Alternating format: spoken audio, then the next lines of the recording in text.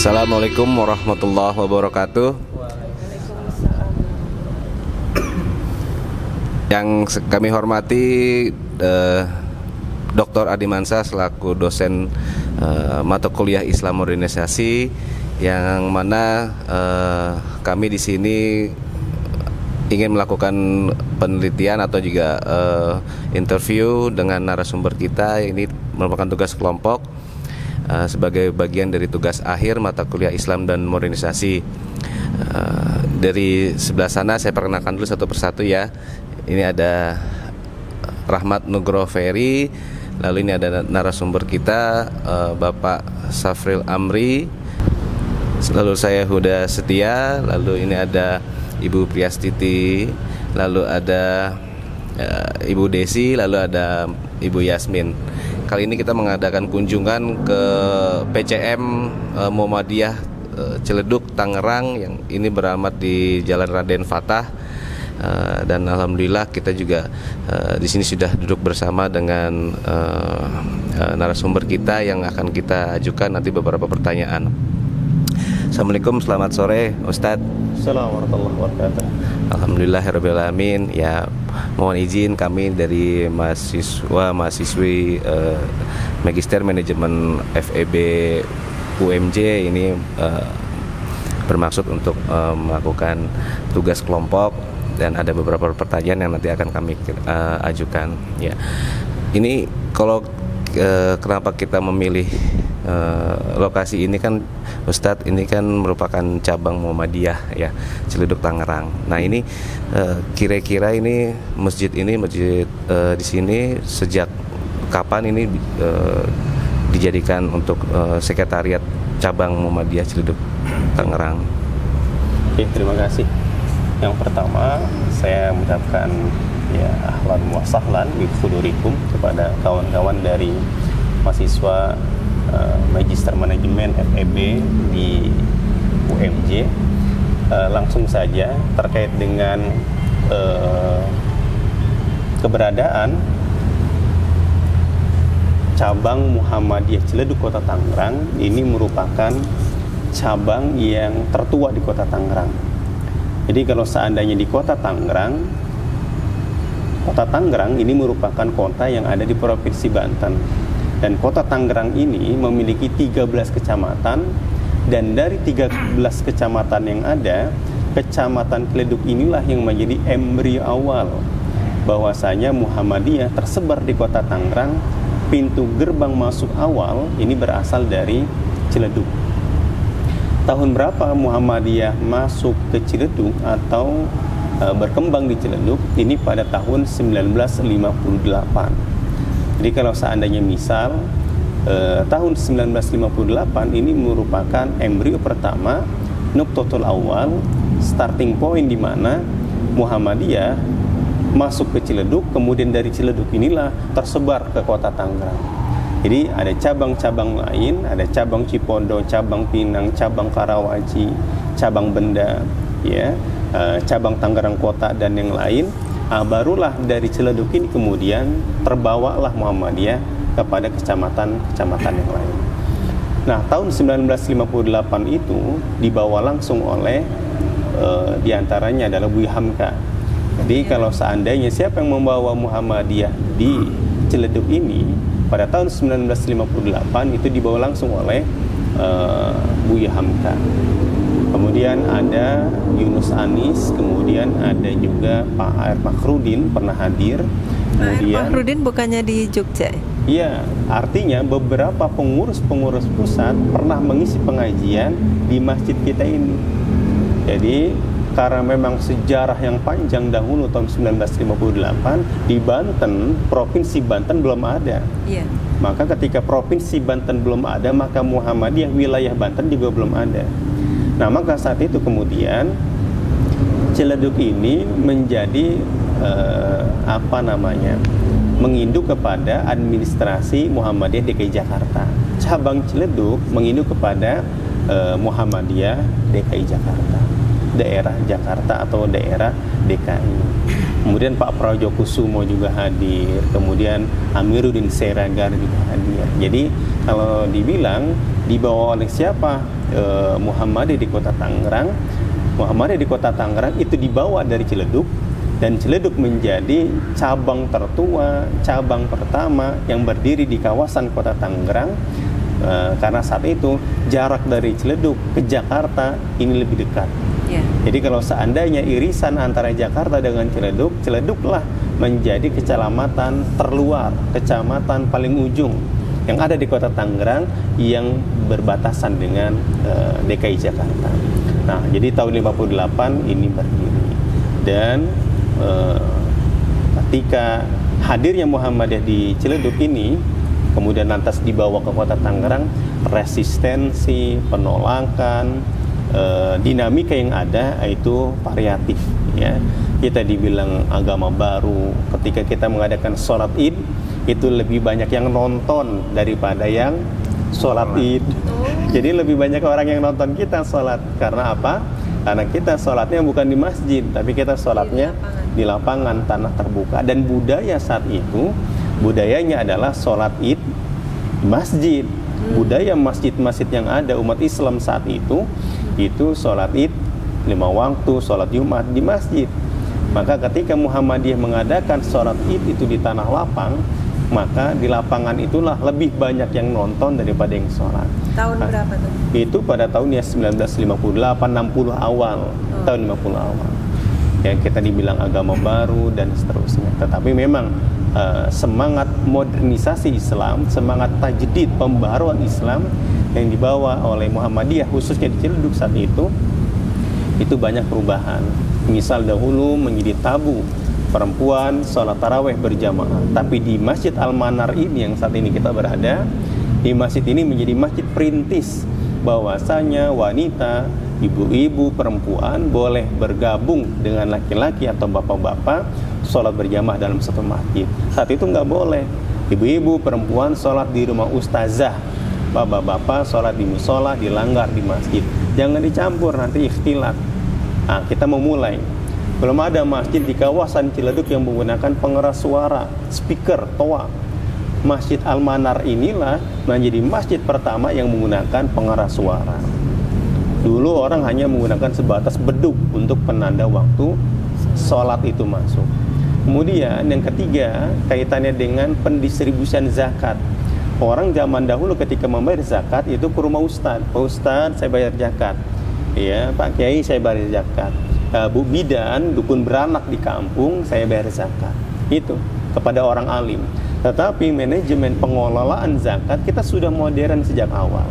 Kita bikin panitia di masjid, UPZ, unit pengumpul zakat, terhimpun itu beras, terhimpun itu uang, barulah terdistribusi kepada masyarakat. Jadi pendistribusian itu lebih merata. Jadi itu sebuah manajemen yang lebih modern di zamannya. Apalagi misal, dan seterusnya, kita banyak hal-hal yang sifatnya modernisasi dalam masalah keberagamaan. Prevalensi kematian, seremonial kematian itu dengan 7 hari, 14 hari, 40 hari, haul, kita lebih menyederhanakan, cukup dengan 3 hari. Itu menghabiskan dana, keuangan. Sekarang saja misal ya kawan-kawan sekalian, di Ciledug saja ada salah satu makam di Sudimara Barat, itu satu lubang kubur saja sekarang 11.500.000. Bagaimana kalau orang itu miskin? 11.500.000 mau dikubur di mana? Kafan saja sekarang misal 1 juta. Kain kafannya, belum yang memandikannya, ada amil, ustadz kampung, harus dibayar misal apakah 500.000 sekali memandikan. Nah, ketika orang itu meninggal, belum jasa tukang galihnya, itu 11.500.000, itu baru harga satu lubang. Belum nanti jasa galinya yang bisa 1 juta. Jadi kalau dikalikan, itu satu orang meninggal, itu bisa menghabiskan sekitar 15 juta rupiah. Maka ketika ada acara kematian 3, 7, 14, 40 dan seterusnya, tentu ini memberatkan sohibul musibah. Nah, sejak awal ini sudah disederhanakan oleh Muhammadiyah di Ciledug.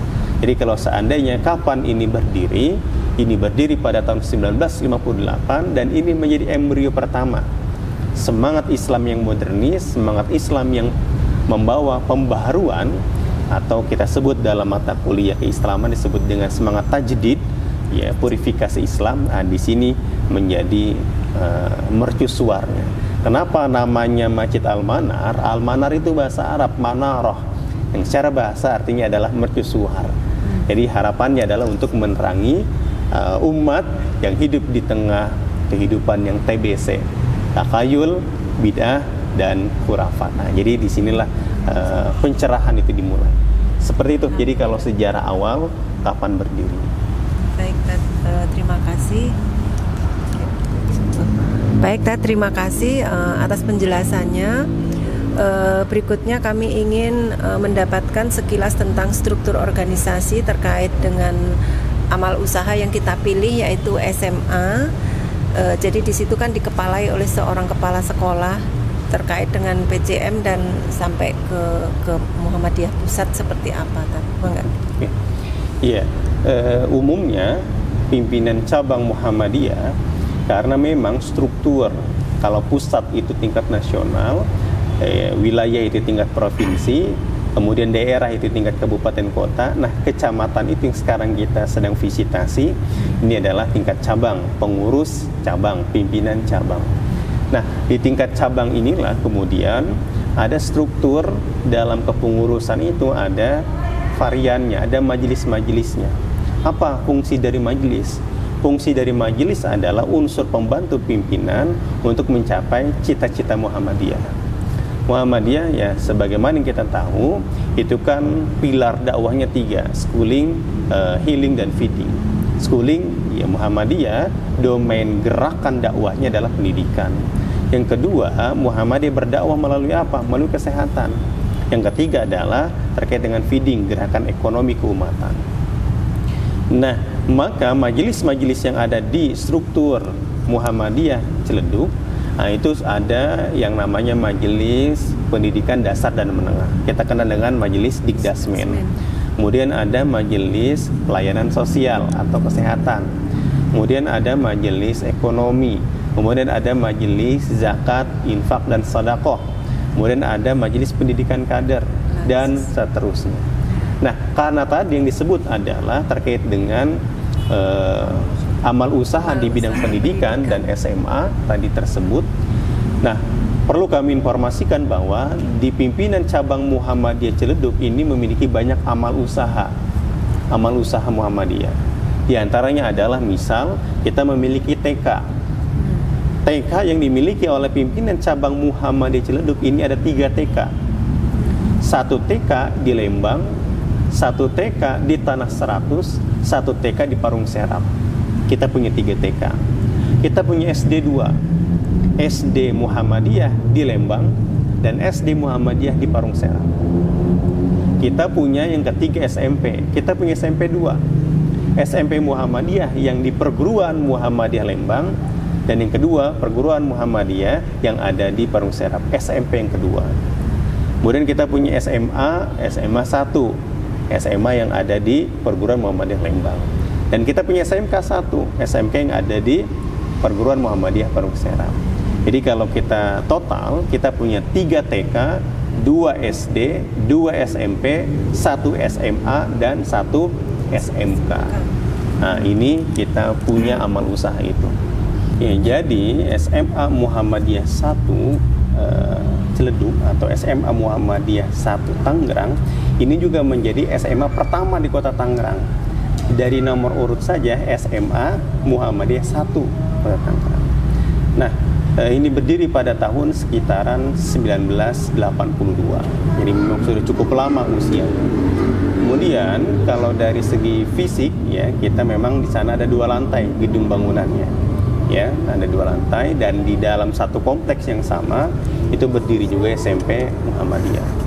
Nah, terkait dengan bagaimana strukturnya memang kalau untuk pembinaan sekali lagi tadi ada TK, SD, SMP, dan SMA ini di bawah naungan Dikdasmen. Jadi masalah pembinaan, masalah monitoring, evaluasi, SK ya ini memang dari cabang, Dikdasmen cabang dengan berkoordinasi kepada Dikdasmen tingkat daerah, tingkat kota. Nah, ini dari struktur keorganisasian. Tapi kalau dari struktur kepemerintahan Untuk masalah pengelolaan, pengawasan, ya ini sekali lagi unit pelaksana teknis di Kemendikbud, ya kita sebut Diknas. Kalau jalur Diknas, SMA itu di bawah binaan provinsi, ya jadi Dinas Pendidikan Provinsi. Ini kita bicara kementerian. Adapun kalau untuk SMP, ini tingkat kota. Nah, kalau untuk SD ini sepenuhnya menjadi pengelolaan di tingkat cabang. Jadi ini secara struktur kenegaraan, kementerian, ya.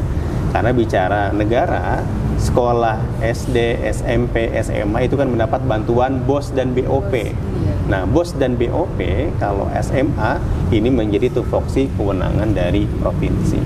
Itu nanti ke arah Kementerian Agama atau di pendidikan? Semua sekolah Muhammadiyah karena semuanya adalah sekolah nasional, maka berada di bawah Diknas. Ya, Diknas ya. Baik. Ya, beda dengan halnya madrasah sanawiyah.